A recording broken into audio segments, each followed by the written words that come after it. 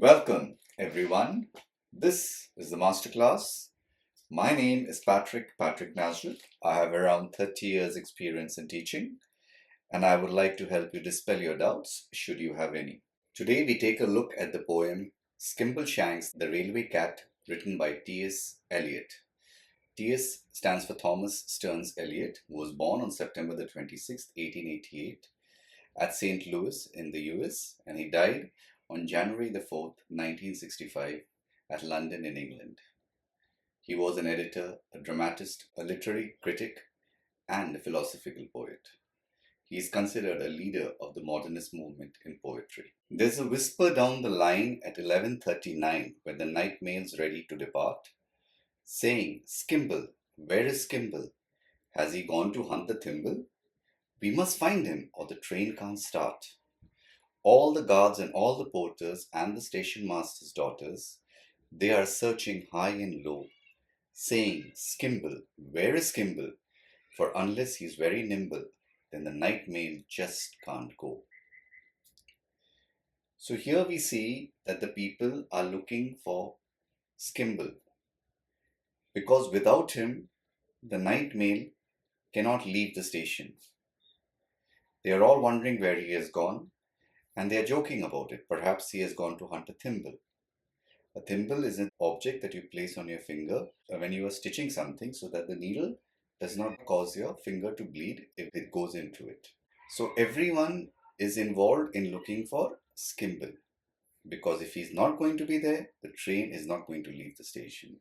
At 11:42 then, the signal's nearly due, and the passengers are frantic to a man. Then Skimble will appear and he'll saunter to the rear. He's been busy in the luggage van. He gives one flash of his glass green eyes, and the signal goes, all clear. And we are off at last for the northern part of the northern hemisphere. When the passengers are beginning to panic, will the train leave on time or not, Skimble suddenly appears. Where has he been? We have no idea. He was doing some private business of his own back in the luggage van. Maybe he was hunting mice. He goes to the back of the train. His eyes flash green, the green signal is given, and the train departs towards the north, in the northern hemisphere. You may say that by and large it is Skimble who's in charge of the sleeping car express. From the driver and the guards to the bagman playing cards, he will supervise them all, more or less.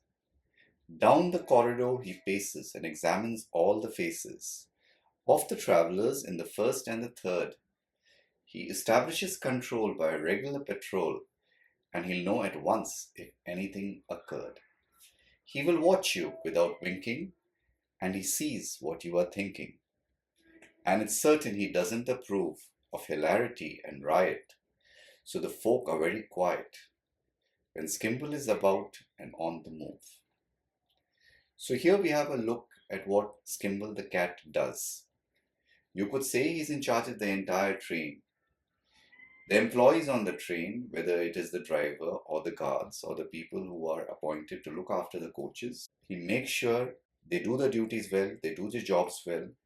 He makes certain that the passengers, whether they're traveling in the first class compartments or the third class compartments, are being served properly. He will find out if there's something wrong that is being done. Since it is a night mail, he doesn't approve of noise because people have obviously got to sleep. So he doesn't approve of people laughing unnecessarily. You can understand that when Skimble is moving around, everyone is very quiet and everyone is on their toes. You can play no pranks with Skimbleshanks. He's a cat that cannot be ignored. So nothing goes wrong on the Northern Mail when Skimbleshanks is aboard. Oh, it's very pleasant when you have found your little den with your name written up on the door. And the berth is very neat with a newly folded sheet, and there's not a speck of dust on the floor. There is every sort of light. You can make it dark or bright. There's a handle that you turn to make a breeze. There's a funny little basin you're supposed to wash your face in, and a crank to shut the window if you sneeze. When Skimble is moving around, everybody is on their best behavior. No one attempts to make a joke or to even make fun of Skimbleshanks. And from the passenger's point of view, they enjoy it because when they come on the train, they find that their names are written in front of the doors inside which they have to go to sleep to their berths. The bed sheets are folded and kept properly over there. There is no dust at all. The basin is spotless. The lights are working. There is even a fan. All the modern conveniences are there, and Skimble is making sure that they are all looked after well. Then the guard looks in politely and will ask you very brightly, "Do you like your morning tea weak or strong?" But Skimble is just behind him and was ready to remind him, for Skimble won't let anything go wrong. And when you creep into your cozy berth and pull up the counterpane, you ought to reflect that it's very nice to know you won't be bothered by mice.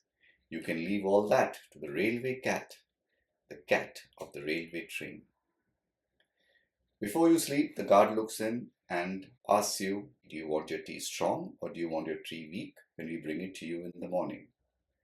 And behind him, Skimble comes to check in on you to make sure that everything is spick and span, that you are being looked after totally. As you go to sleep, as you cover yourself with the sheets that have been given you, those nice clean sheets, you have to understand that it is very nice to know that there'll even be no mice around, because all the mice have been taken care of by Skimble. In the watches of the night, he is always fresh and bright. Every now and then, he has a cup of tea with perhaps a drop of scotch while he's keeping on the watch, only stopping here and there to catch a flea. In the night time, when you are sleeping, what is Skimble doing? Is he sleeping? No. He's always alert. He's always looking out for trouble. He drinks tea now and then. Maybe he even takes a little bit of liquor.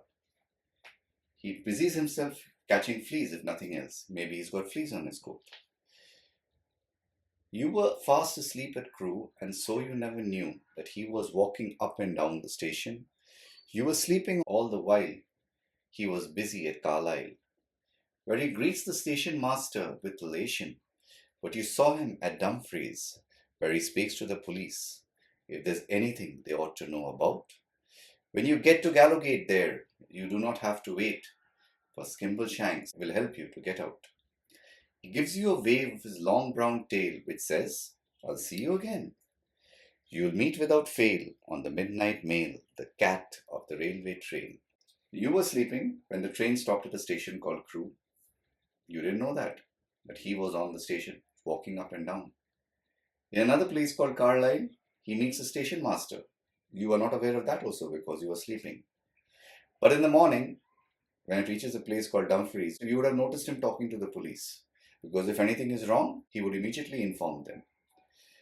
If you have to get on at Gallowgate, Skimbleshanks is there again to make sure you do not miss your stop, to make sure you get off at the right station.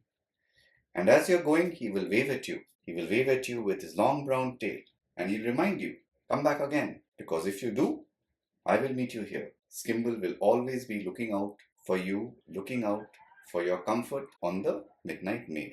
The themes of the poem then. Firstly, order and efficiency. How important it is that everything is kept in order. How important it is that everything is run and managed efficiently. How does this come out? Somebody is given a duty. That person must take the responsibility. So if duty is given and the responsibility is accepted fully, then the person, whoever is in charge of anything whatsoever, will ensure that the people who have to use that particular area, that particular train, maybe live in a particular city, are always looked after. This poem is written in a humorous fashion. It is calculated to be easy to read, to make you laugh.